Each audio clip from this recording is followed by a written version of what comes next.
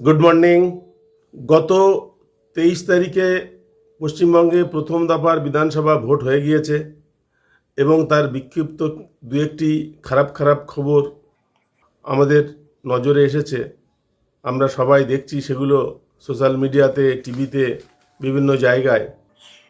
একটা ঘটনার কথা আমার হঠাৎ মনে পড়ল, সেই ঘটনাটা শেয়ার করব আপনাদের সঙ্গে। তার আগে কেন মনে পড়ল সেটা একটু বলি। আজকের খবরের কাগজে একটা খবর এখানে প্রকাশিত হয়েছে, খবরটা একটু পড়ে শোনাই।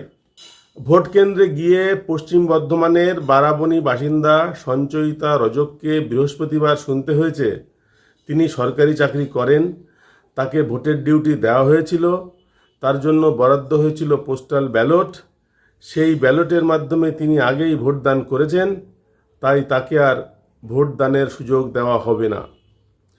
শুনে স্তম্ভিত হয়ে যান সঞ্চয়িতা। তার দাবি, দীর্ঘ সময় ধরে তিনি ভোটকর্মীদের বোঝানোর চেষ্টা করেন তিনি সরকারি চাকরির পরীক্ষা দিচ্ছেন, এখনও সরকারি চাকরি পাননি, কেন তাকে ভোটকর্মী করা হবে? তার কথা শুনে ভোট কেন্দ্রে থাকা ভোটার তালিকায় তার নামের পাশে পিবি বা পোস্টাল ব্যালট লেখা স্ট্যাম্প দেখিয়ে দেন ভোটকর্মীরা। এই ভোটার লিস্টটা আমি দেখিনি, তাই বলতে পারবো না এটা আসলে কি। বেশ কয়েক বছর আগে এমনই একটা অভিজ্ঞতা আমার হয়েছিল। আমি একটা বুথে ভোট নিতে গেছি, সেখানে ভোটার লিস্টে অনেকের নামের পাশেই আমি পিবি দেখেছিলাম।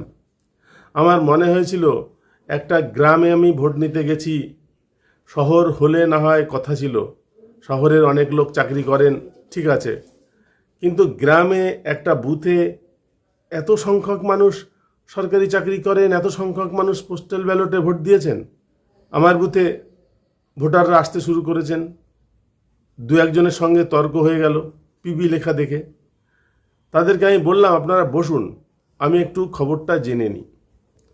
আমি সেক্টর অফিসারকে ফোন করলাম। সেক্টর অফিসার বললেন, পিবি লেখা আছে মানে পোস্টাল ব্যালট। আমি বললাম, আপনি একটু ভালো করে ভোটার লিস্টটা দেখুন এবং আপনি একটু বিডিও অফিসের লোকেদের সাথে কথা বলুন, আমার কিন্তু ব্যাপারটা সন্দেহ লাগছে।